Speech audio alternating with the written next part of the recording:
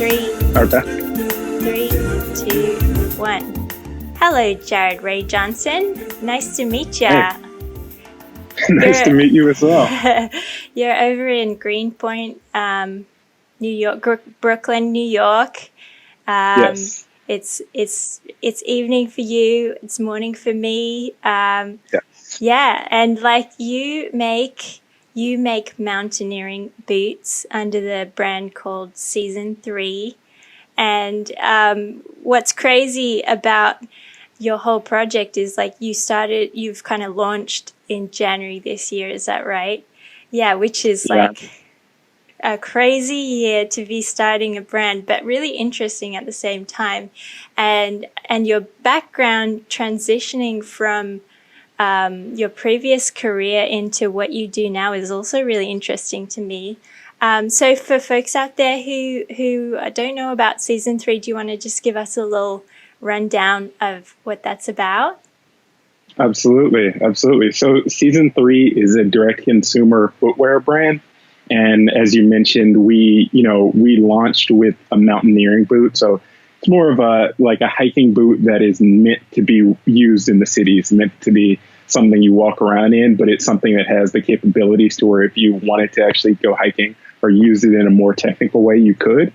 And I think the way we think about ourselves is we're trying to bridge the gap between what a heritage brand really is and what a direct consumer brand is. So we kind of take lessons from both of those kind of ends of the spectrum to try to create something that is authentic to us and what we want to create, but also modern and, with modern technology and modern marketing, modern, ways of communicating and working.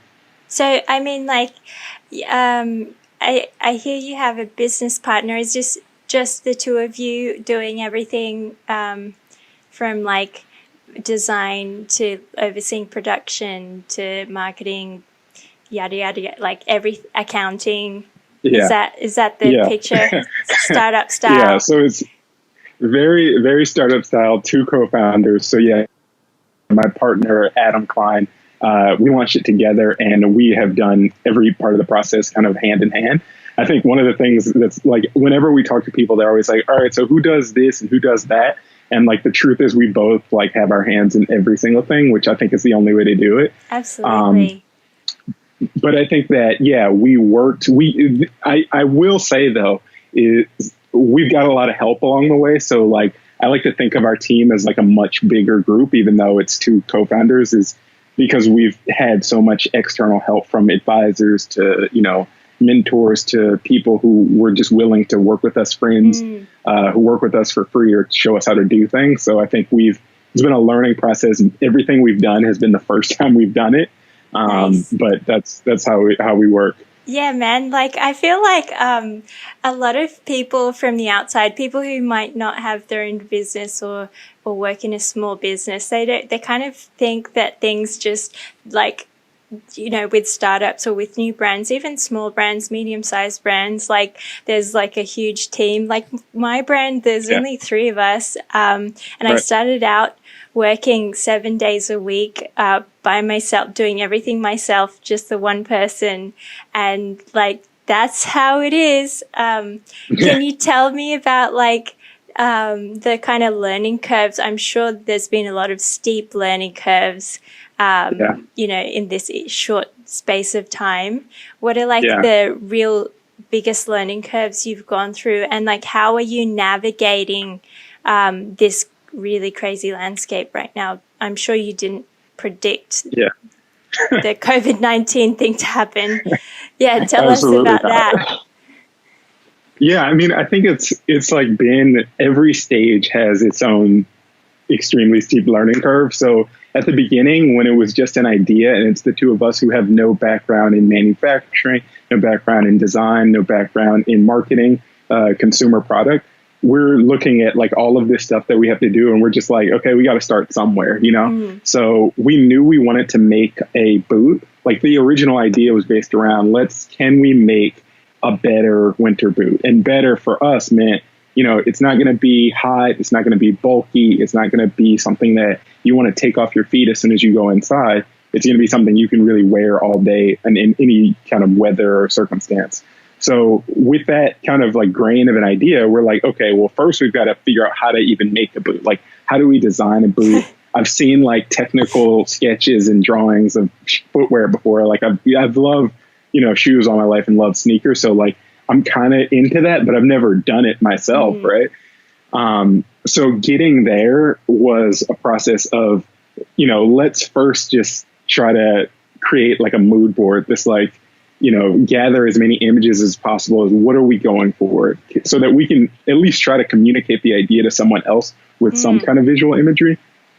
And then we can get somebody to help us, translate that into a starting point. And that kind of has been our thing for, I'd say every task is like, we usually try to get help so that we can establish a starting point, because once we have that, we can tinker, like crazy. So yeah, that was a huge learning curve on design, was getting first, being able to communicate the idea, getting help to translate into some kind of initial sketch, and then tinkering with the sketches throughout to kind of create something that we thought, at least on paper, would look good.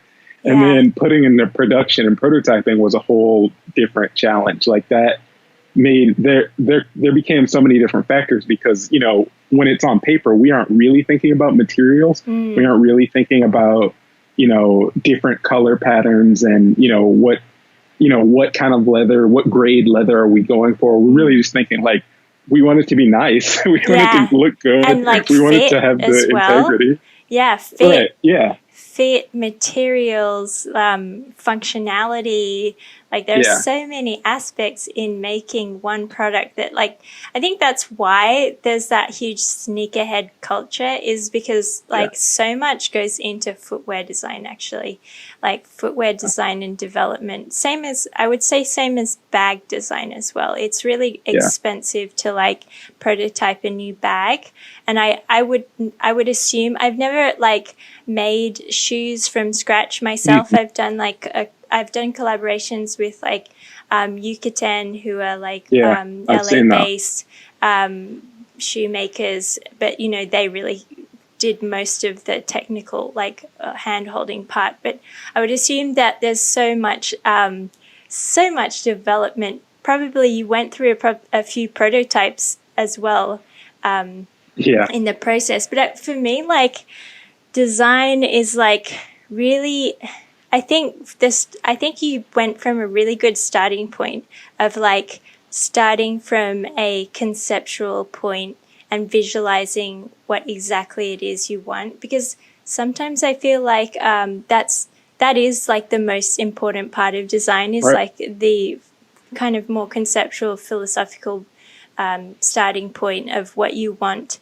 this product to communicate or to reflect in our culture, and what kind of values you want this product to reflect, which is so important. But so let's wind back, because your previous career, you started out in finance. So tell me about your experience in finance, and what made you kind of transition into this completely new direction? Yeah, I mean, so when I was in college, I think that the timeline kind of starts, and it's interesting, we're in this point in time in history now, but I started college in 2008. So it was right in the midst of the global recession, and it felt like the world was falling apart. And I'm somebody who, like, I guess I'm just like, I love learning. That's what, drives me, and I'm passionate about. So I thought, the world's falling apart. I really want to understand why. And a lot of, the learning and lessons, from that time centered around the world of finance and Wall Street. So that kind of curiosity carried me through college and ended up blossoming into a career in Wall Street. And also, I mean, I think I was also just motivated by the idea of it, because I was from, I grew up in St. Louis. I knew no one who worked on Wall Street. Like, that's a foreign, outside of movies and, finance and traders and stuff, like images and pop culture. Like, I had no connection and no real understanding of what that was. So I was just curious about it. And I, once it started to be something like that I felt like was within reach, I like just went for it. And I was also, enamored with New York, and it was a way to move to New York. So yeah, I ended up working for a bank in New York for 5 years. And I think what's interesting about that time is, you know, I was so interested on my way in. Like I had read so many different books about finance, from just like technical stuff to, you know, philosophical, you know, thinking about the markets and the impact on like the global economy. But then like every day, it was almost like every month that passed, I just became less interested. Like, I think it was one of those things where the more I learned, the more it was like the mystery was being, you know, it wasn't as mysterious. Like this one big thing I didn't understand, and I started to really get an understanding. And I think I just became less passionate over time. So I started to think about, like, what do I want to do? Like, how do I, you know, what am I passionate about? What do I want to do with my life? Kind of like moment, you know, as I'm like 23. And That's pretty early, man, to like have this kind of life-changing thought process. Yeah. I mean, I guess so. But I think it was, I think the reason it hit me so hard is that, like, in college, I think I would have told you that, like, oh, if I can get a job here, like, I would work there forever. That's my career. Like, I'll always like work in finance and be a banker. Like, I kind of like the idea of it so much that I was like, sign me up. That sounds good. And then, you know, as time goes by and I'm becoming less passionate, I'm like, this doesn't satisfy it for me. But at the same time, I'm in New York and it's, you know, inspiring me and stimulating me in all these other ways. Like I'm from St. Louis, and I used to love going to concerts when I was growing up in like high school and in college as well. And like, it was just like amazing. Like, oh, I can go to 3 concerts a week in New York. I can like go to like, different gallery shows. I can do all of these things that I'm interested in. So then I had this hunch that it's something creative. It's something about me contributing in a creative way. Can I find that? So, and I'm like, I guess I was an art kid growing up. Like, I used to, you know, draw and take a lot of different classes, but it was something I didn't cultivate through college or, you know, later in life, or that's early in life, but still at that point. So I started actually taking drawing classes in the city. So there's like an art school called the Art Students League on like 57th. And I took like figure drawing classes there. And then School of Visual Arts, I took interior, like kind of perspective drawing classes. And I was gearing up to apply to architecture school. And I was thinking, whoa, I could build a portfolio and I can go to architecture school. I can make this huge career pivot and do like something completely different. Yeah. And I think that the more time I kind of sat on that idea, it just felt like an impossible leap. Like I wasn't sure that I wanted to be an architect. So it felt like, what am I doing? Like trying to go and like throw away a career that, you know, by all accounts, like if I went and talked to my friends, they would all be so like, I'm so proud of you. You're doing great things. You work on Wall Street. That's great. But I'm like miserable, you know? So I ended up using graduate school as kind of the parachute escape, which is common in, you know, for people who work at banks and in finance to kind of exit and come back. But I used it as an exit where I knew I wasn't coming back. And I just figured, like, I'm going to give myself some time to try my hand at a number of different things, see if I'm fall in love with something, see if I can find that creative outlet and, you know, take my kind of career from there. Yeah, I think learning is such a beautiful, like it's a real, like, don't take this the wrong way. It's such a luxury to learn, like to be in an environment where you're purely dedicated to like self-exploration and learning and opening new doors. It's such like an important thing. And I think like this year in particular, a lot of people are having identity crises and rethinking like what meaning they have, like what their life, you know, what kind of meaning they find in their life. And yeah, I feel like this story is like it's just so relatable because, you know, a lot of people kind of, I feel like when we grow up, we just go through these steps of like what we think we're supposed to be, but we never ask ourselves like, why am I doing this? Like, why do I like this? Or like, who am I? Like, so I think like learning is just such a great space where, you can really dedicate that to yourself and get to know yourself a bit better. finance to making like product seems like, yeah, quite. To actually tell me, what was it? I mean, what kind of music were you? What kind of concerts were you going to? What kind of music were you into? And what kind of creative juju inspired you in New York? Yeah. I'm a huge rap music fan. So like most of the concerts and shows I was going to were rap concerts. But I mean, I would see a lot of like electronic acts as well. But I would say the base of my interest has always been rap. So there were so many shows that were smaller. Specific era? Yeah. So the time, that I'm a fan of, yeah. I'm a fan. So I'm one of those people that, when I would say like, younger, when I was in my teenage years and like early 20s, I was definitely one of those people who was like, oh, I love like 90s golden era rap. Like that's my, like, nothing will ever be as good as this. This is like, I like, was like, I'm going to listen to Nas Illmatic like 70 times a day. Like I was that person. And then something happened to where like a switch flipped and I started to allow myself to actually enjoy like contemporary music in a way that I think I was like preventing myself like arbitrarily. But I think, so when I was in college, it was when A$AP Rocky had just like his career had just started while I was in college. So it was kind of like the idea of this rebirth and energy around New York rap being a thing again also was a thing that just like made me more enamored with New York.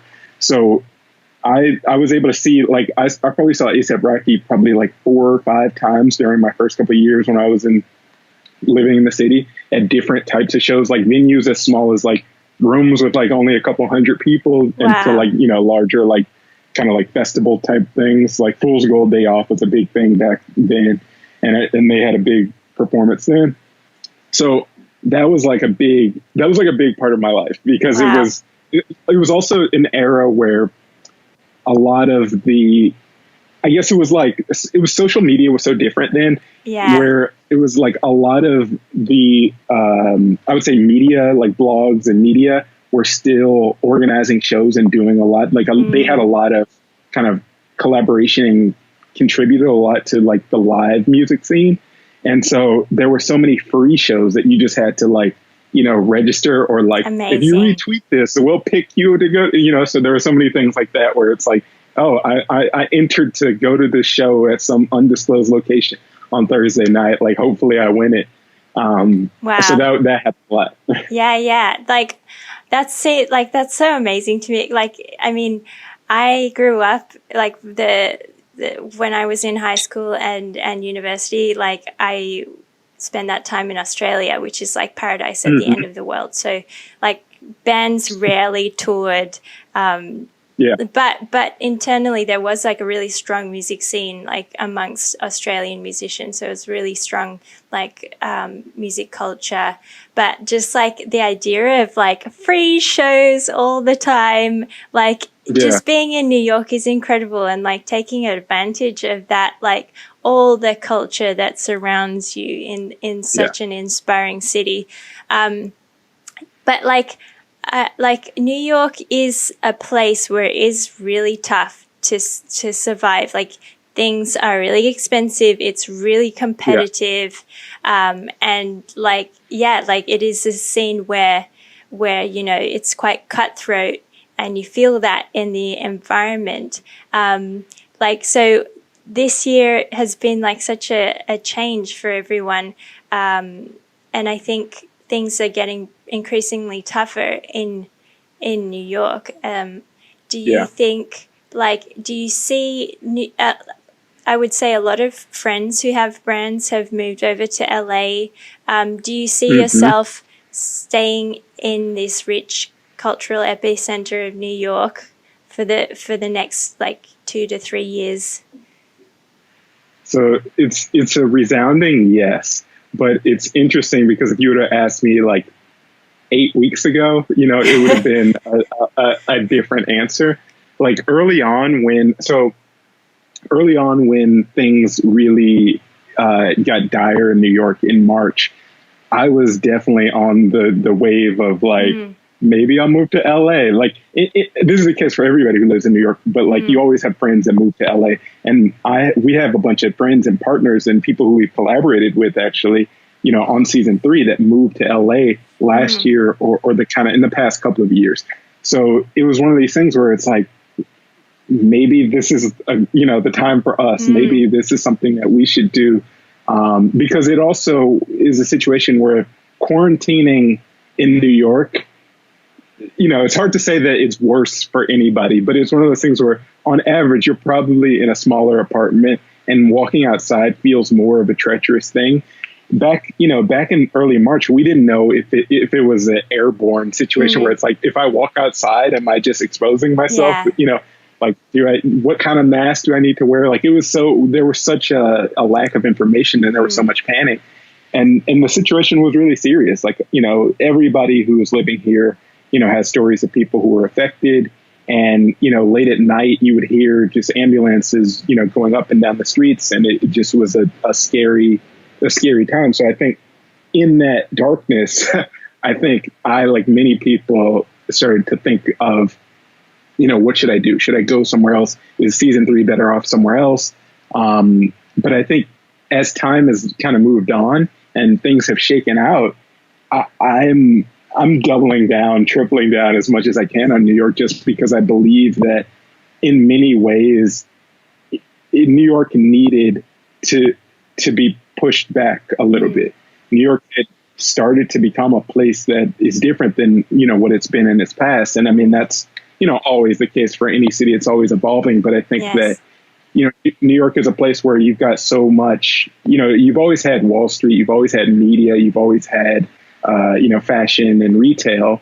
But I think that the introduction of tech into New York City as just like, you know, from an economic point of view is just something that's just, it's such an insane scale that I think it's hard to really understand. Like, you know, Google has more employees here than I think anywhere else besides, you know, their Mountain View office. And the same is, you know, becoming true for Amazon. The same is becoming true for Facebook.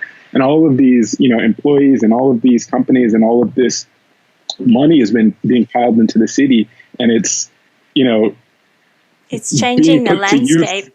It's changing the landscape, and it's making it increasingly difficult for people to take risk and, you know, to move here on a whim. I think that, to me, I mean, historically, I feel like the beauty of a place like New York has always been that if you were willing to put up with it and you were willing to work hard, you could make it, you know, and like, that's not going to be pretty. You know, when I first moved here, I had friends that worked, a lot of them were in the restaurant, you know, industry, and like they would be employed at any given time at 4 different places. They would work shifts anywhere they can get them, you know, and it would be long hours, grueling work, you know, just to afford and get by. But there was something about the city that made them stay, despite the fact that it was harder for them, you know, than if they were to just move back home or wherever they might go. So I think that that's the type of, you know, those type of opportunities I think were being squeezed out a bit. So I think that for us, you know, as a company that, you know, like I would never want to envision having some company that's just some like walled off, you know, thing from the rest of the world where it's just like, okay, our company exists inside these 4 walls and, you know, we're growing and doing whatever we need to do. Like, I very much believe in being connected to the ecosystem and connected to the people, connected to, you know, because that's where we get inspiration from. Those are the people we collaborate with and work with. So if those people can't live here, if those people who are, you know, friends of mine that or people we admire can't live here or can't afford it or aren't interested, I think it becomes a worse place. So I think the idea of community dissolves. So tell me about the model of your business, because you are a direct-to-consumer business. So tell me about why you decided to structure this way, and like how has that worked out in the few months, the 6 months or more space that you've existed? How has it played out for you? Yeah. So for the longest time, we resisted calling ourselves direct to consumer. I'm not sure. So is your brand, I'm not sure. Do you guys do any wholesale? Yeah, we do wholesale. And that's Okay. really, I feel like it's really because it's really hard to meet minimums with factories, Okay. like if you don't do Yeah. that. Yeah, but it does hike up the price of product quite a lot. Yes. Yeah. So you guys wouldn't call yourself a direct consumer brand, or No, would? I think Yeah. honestly, like 75% of our business is wholesale. It's Okay. huge. Yeah. So I mean, I think early on we resisted because we felt like it was an association with the types of brands which we personally didn't identify with. And I Mm. think it was also thinking about the image because we're two business school people. We're two business people. My co-founder has a similar background to mine, but the added wrench is that he's also a lawyer. So it's one of those things where it's like these law and finance, MBA graduates launching another direct consumer company. That sounds like many companies that you and I could name. Uh, but we aren't fans of those, not to disparage them, but the way that they operate, the way that they focus on growth at all costs is runs counter to my idea of Mm. building a brand, and runs counter to my idea of what what makes me have some love and loyalty, I guess, to the brands that I Mm. feel that way about. So we were like, well, we don't want to be that. So Mm. it feels like we're, throwing people in that direction by even using the terminology direct consumer. But I think the other thing is with the wholesale, we also thought about, okay, there's an advantage. The one thing that those companies do have is their idea of, we can produce at factories that make high quality goods, and we can produce a high quality good. And if we don't sell it in the traditional wholesale model where now there's 6x markups, Mm. it's just insanity. If we don't do that, we can offer the consumer a lower price and, reach a broader audience, and that's great. So that's something where that idea we love. We just didn't Mm. love the kind of branding and connotation that came with it. And we also didn't love the way that it seemed the model was changing, or the model was attempted to change in fashion where, I think the way I think about, if you're scaling a tech company or something else, it's really just like, oh, if I can get as many people to download this app as possible, that's great, right? Because Mm. some of them will, stop using it, but like really, I just want more and more people to use it, and therefore we have something that has value. I think brands are very different. If you have some Yes. product that you can get on a million people instantly, that sounds like a great idea, but if it That happens, sounds like like a nightmare to me. yeah, that's well. One, the production side of it sounds like a nightmare. But even if you're able to do it and you're able to get it, and you have a million people wearing your stuff like instantly overnight, it's like that's a recipe for a brand that's going to fizzle out, and those people aren't going to care about you in a year. Yeah. You'll have been a part of a A passing trend. fad. Yeah. And a lot has Yeah, to do with brand loyalty and customer satisfaction and a dedication that a customer yeah, has to a product and a brand, and the likelihood that they will reorder, in the future, because they really believe in the product. So when I feel like when sales explode overnight, that's always a scary sign, because yeah, your customer is too diverse, and you're kind of stabbing in the dark of like what kind of customer you're kind of trying to reach. And when you stab in the yeah. dark and you don't have a targeted specific channel of like a specific community of customers, that becomes dangerous in my eyes. Yeah, I agree. Yeah. It also is scary to me to think that the brands that I feel a level of affinity about, they're brands that if I were to recommend them to a friend, it isn't just a blanket recommendation. It's a very personalized, thoughtful, like, Mm. I love this for these reasons. And if I can identify that you're passionate about those similar, attributes or, Mm. qualities or values, like that's why it's, there. The idea that, a bunch of random people who don't know each other in the world just decide that they like the package of, values and attributes you're offering, and they buy it, And even if they like it, it just feels like that's, it's like that would be great if you're selling microwaves, like, oh, I put together a great microwave and like a bunch of people bought it, and that's, if people see that they have that microwave, then that word of mouth, might be of some value. But really, I'm just trying to sell it on the package that you see on the screen. Yeah. Where I think for us, it's like I think a good brand and a brand that has any kind of real brand equity, brand loyalty, it's more than just what you see on their website or their social media. It's like there's a soul to it. There's people. There's people who care and are responsive, and there's more than just the idea they made a product that I can buy and therefore I'm happy. Yeah, which actually brings me to this like really like interesting subject that's kind of come up because of the Black Lives Matter protests. A lot of brands, many different kinds, like from Nike to Adidas to small brands, have been kind of politically pledging their allegiance to a certain group in society. Yeah. I personally, I'm not going to tread on this lightly. I personally don't think that it is a brand's responsibility to voice a political view or to push culture in a different direction.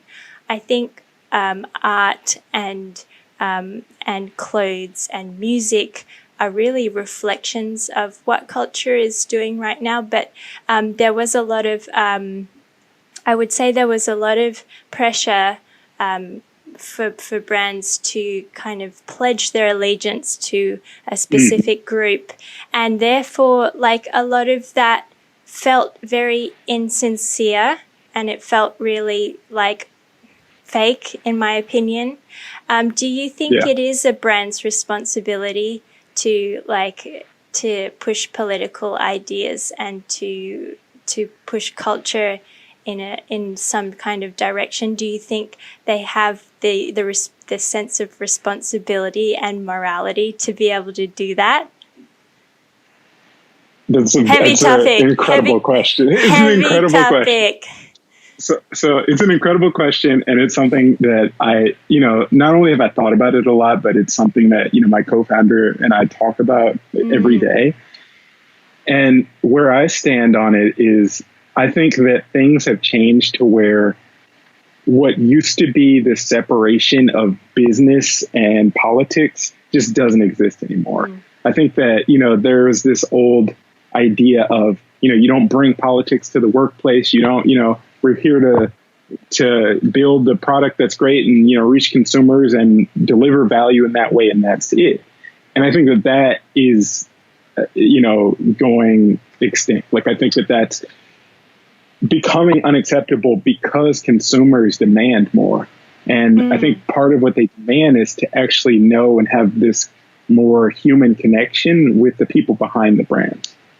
And I think when people are curious and they want to know more, I think that that's where it becomes very difficult for a brand to hide behind some blanket, apolitical stance.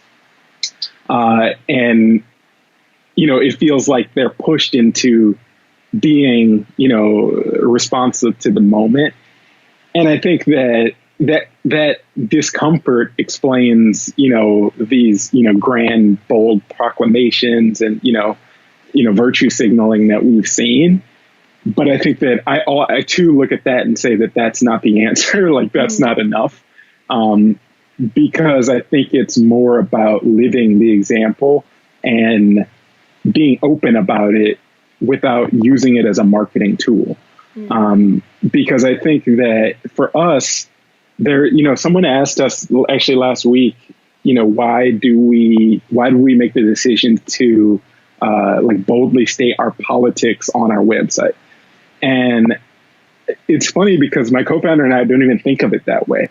But if you read our About page, I'm sure a lot of people would say that feels very political. But to us, politics is like, it's just the water we live and breathe in. Like, most of our conversations start, around politics, and we talk about, the economy, we talk about all these different wide range of things. And, foundational to our, like our strongest value as a company is actually conflict. We believe in this idea of productive conflict. So we don't look to say, oh, where are the areas in which we overlap and have these values? Let's make our company that, and like, let's market that and try to like, connect with people who are going to believe in these things, or like are looking for a brand to believe in those things. Like, we don't do that. So like, we don't call ourselves sustainable. We don't call ourselves any brand that's like leading into these charges, or, we don't try to claim any credit for like contributing to culture in that way. But what we do, try to do is show people that we're humans that debate these things, and then we end up making decisions. And they're decisions that we feel comfortable defending and we're proud of in many cases, and they're decisions that we're also open to criticism on. So, a couple of things that we've done, like when we first started getting, our products shipped back, like our inventory for the first time, like they'd send it, we wanted to eliminate boxes, but the factories are so old fashioned that they're like, we were like, okay, if you're sending us a big order of boots, like say it's, 100 boots, is there a way you could package them to where you just send us like a bunch of big boxes with the boots packaged and, and securely wrapped somehow? And they like, were like, no, for quality purposes and, also covering their, liability. Their liability.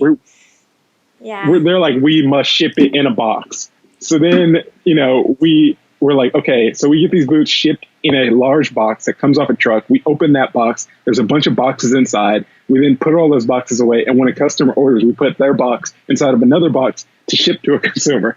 Yeah. All of that feels insane to me. Like, so we printed on the roll of tape that we use to tape our boxes. The world needs less boxes. And like, it's something that's like, is not a marketing statement or a slogan or something that we're trying to win, business on. Like, you would never see that until you've already bought the product and you're opening it up for the first time. And it's also something that people have told us, like, why does it say that if you sent me a box inside of a box? But it says that because it's just something we believe, and like, if there's a way in the future that we can eliminate these boxes, like, it's kind of like we put it out in the world so that it's something where it's like, we see the problem and we're going to try to figure out something that we can do.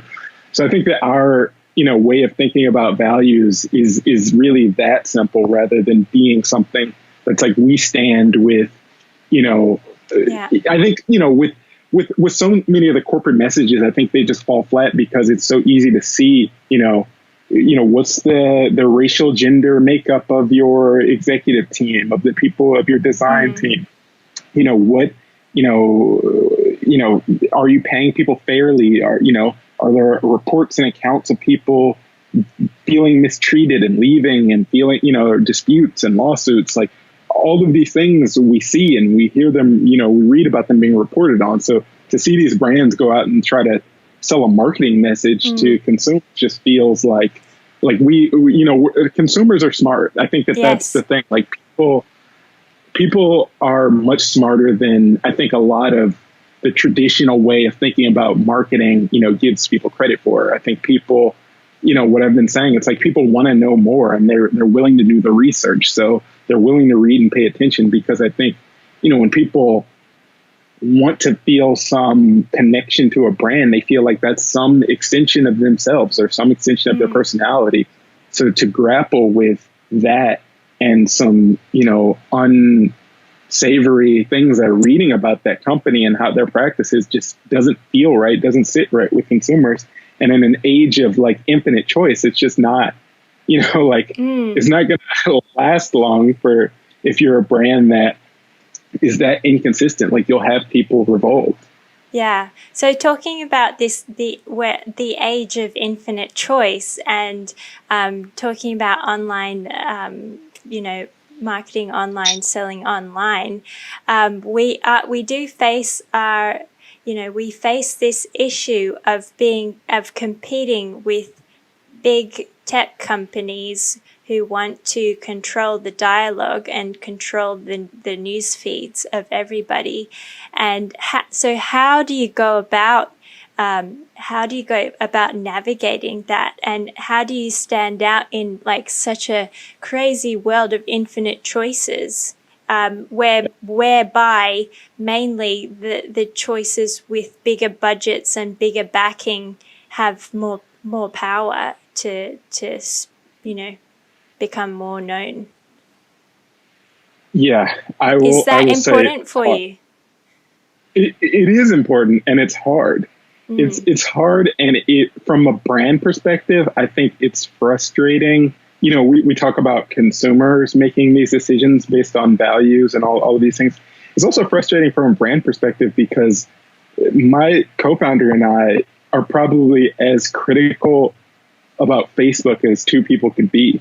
He actually sent me an idea today. He was like, "What if we create like an account or a media account that basically just reports on these like terrible stories that all these tech companies like Facebook do, just because like we have friends that work at these companies, we hear about things and we just like, we can't, it feels insane to see what's happening on a daily basis with companies like Facebook.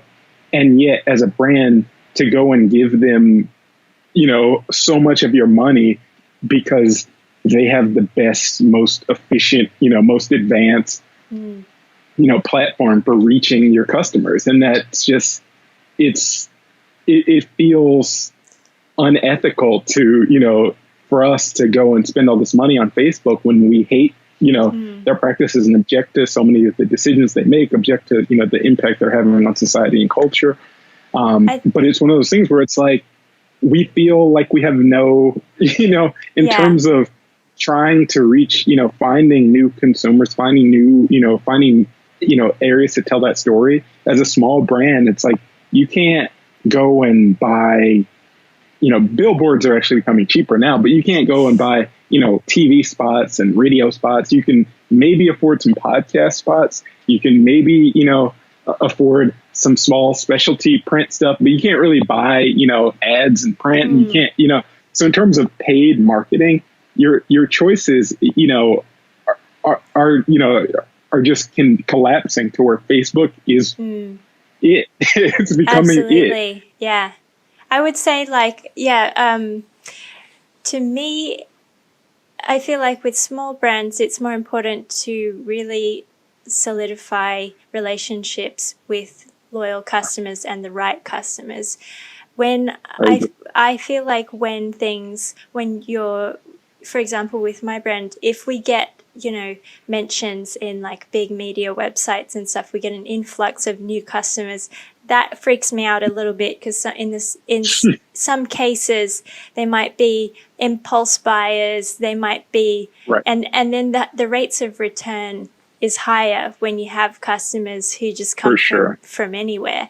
So yeah, it is a struggle to compete in this really difficult marketplace where big guys like Facebook control how information is delivered.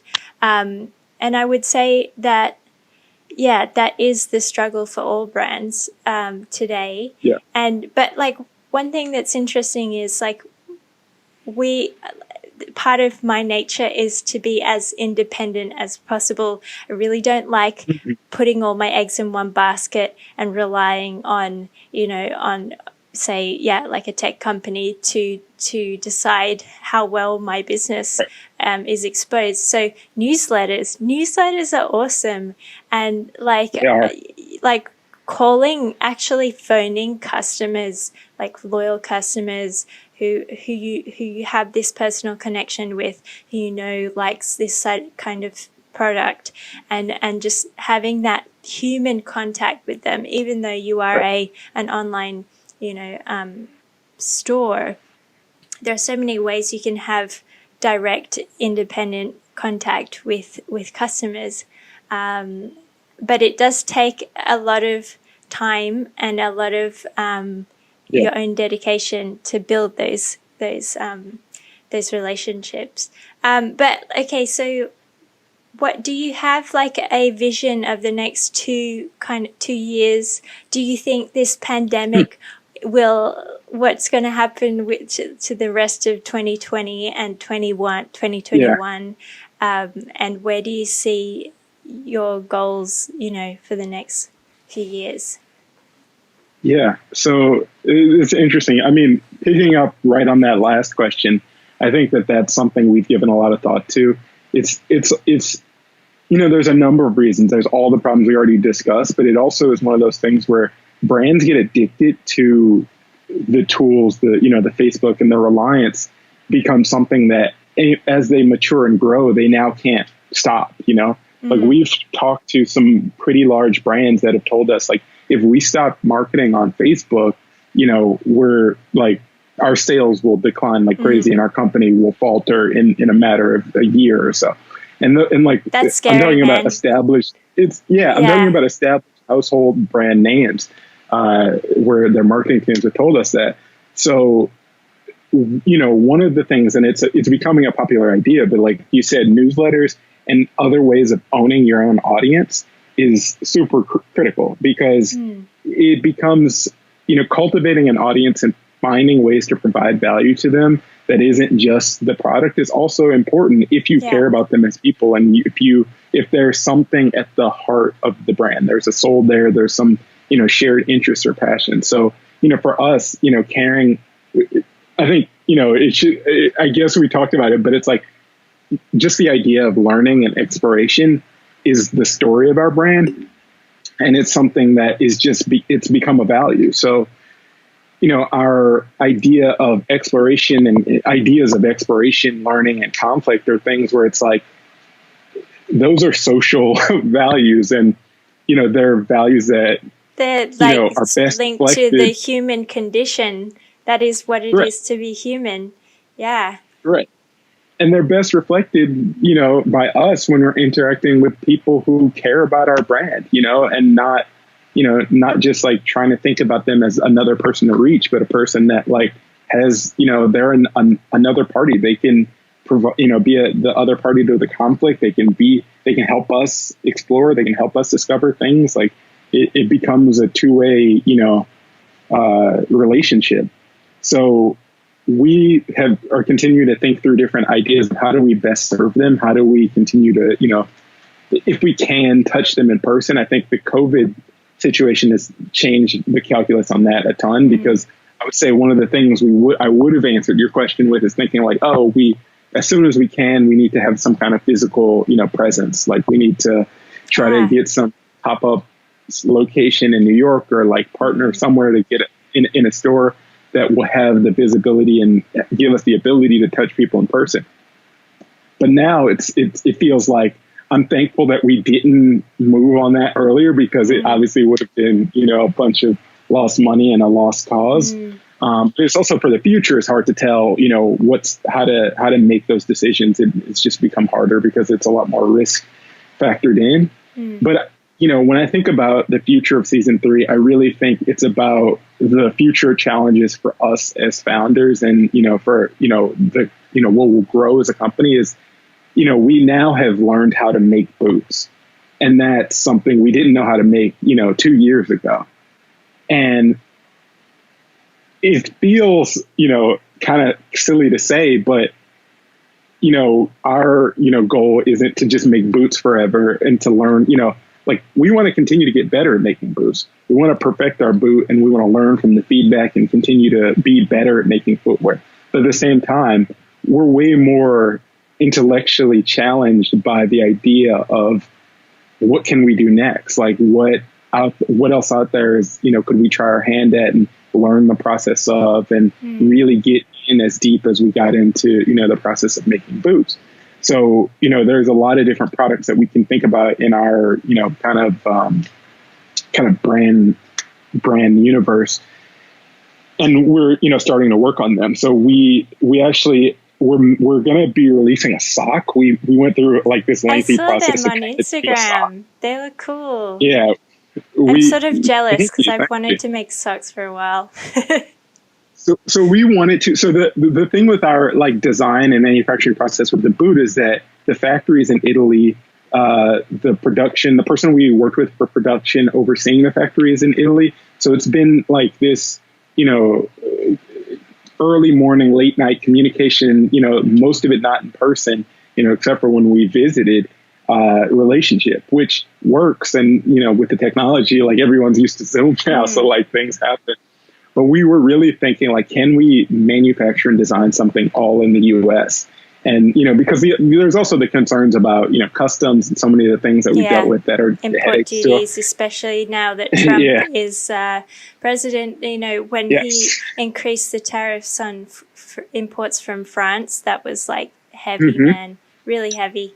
And like increasing tariffs on imports from China.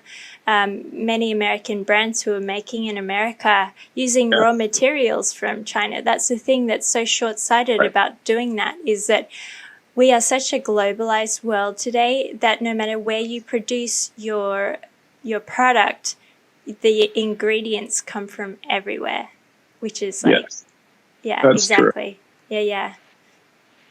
So we're working on other products where, the sock is something where it's like we found a factory in North Carolina that, has been making socks for a long time. And it's interesting because I think the opportunity, so with the boot, the factory that we produce is a small, like family owned factory that most of the, their history has been doing like their own private labels.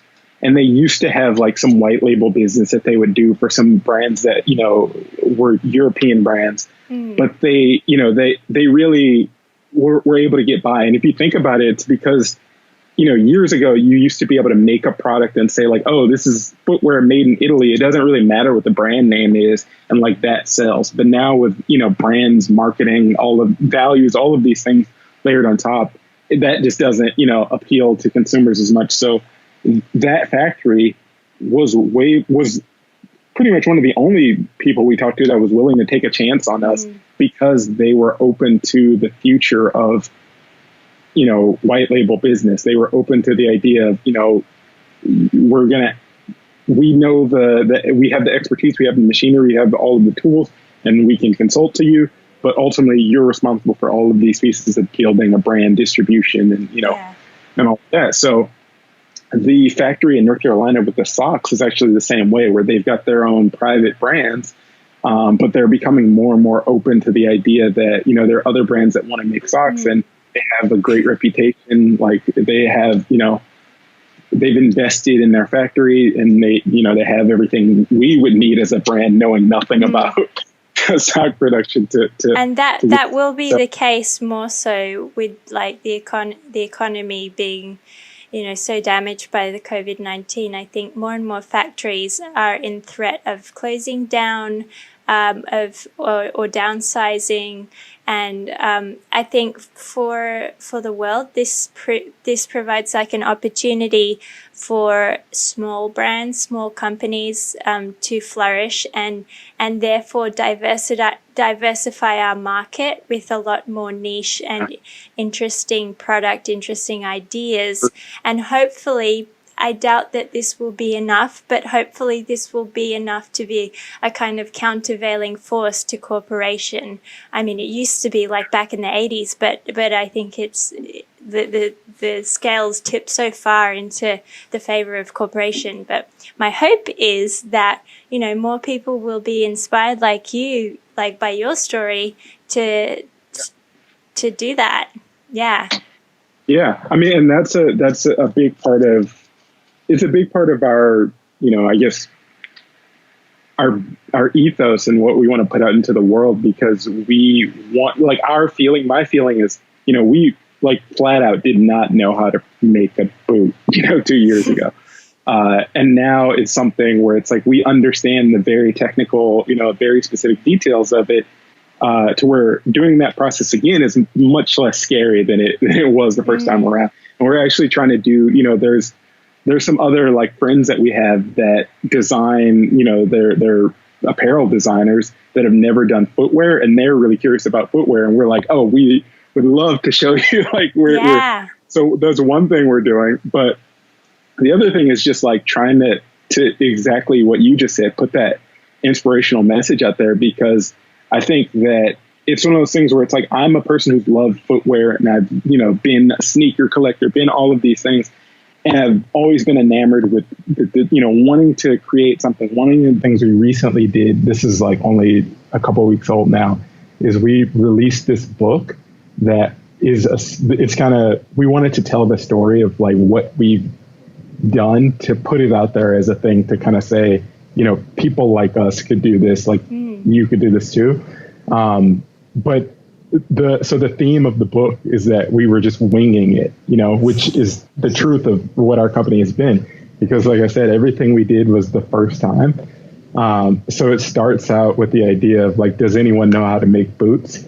And there's a lot of like questioning and a lot of like the themes about, you know, asking questions, getting help, figuring out, you know, just trying things and being okay with maybe failing, is a big kind of like a thematic way that we put it together. But really it just showcases all of the images and prototypes and drawing sketches, and ends on the idea of like, does anyone know how to make socks? Just because that's like a more present challenge that we're in the midst of. But yeah, in the future, I think we want to continue to take on, you know, new challenges and try to build. I think that I'm a big believer in the outdoor space because I think that it's a space that I think is becoming more inclusive in the way that people think about it. I think that traditionally, you know, a lot of the heritage outdoor brands were, you know, founded by people who were, you know, truly, you know, enamored with a specific outdoor lifestyle. And the communities that were created and follow those brands were people who resonated with that lifestyle.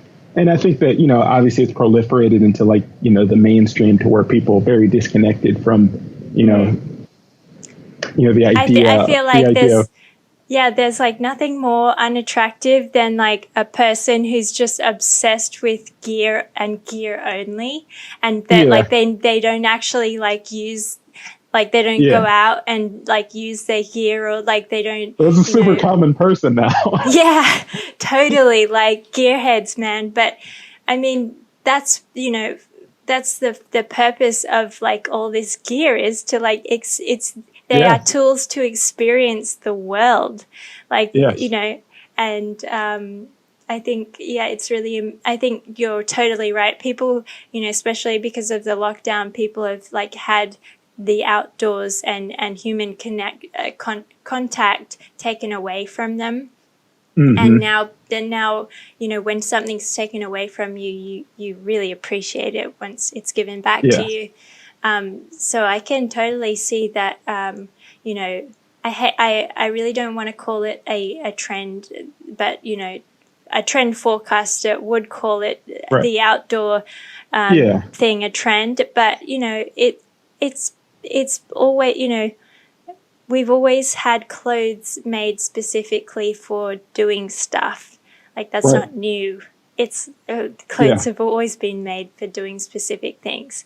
And I think that's a really wonderful, you know, focus to have. I think what's changing is really just the way I think people identify, because I think that, you know, in the past, I think 20 years ago, I think that there wouldn't have been as many people living in, say, New York City that feel like things sold at REI are for them, you know? Like, it would feel like, oh, I would have to identify differently. I would have to identify as, you know, somebody who, you know, escaped the city more often to be a person that, you know, really enjoyed the, you know, something that had a functional purpose to it. But I think that, you know, I think there's been more of a breakdown of those barriers. And yes, while there are people who take it to the extreme where it's like, oh, they just are obsessed with the gear, mostly because they're inspired by Instagram and Instagram curators. But I think that it's just an appreciation of the fact that, like,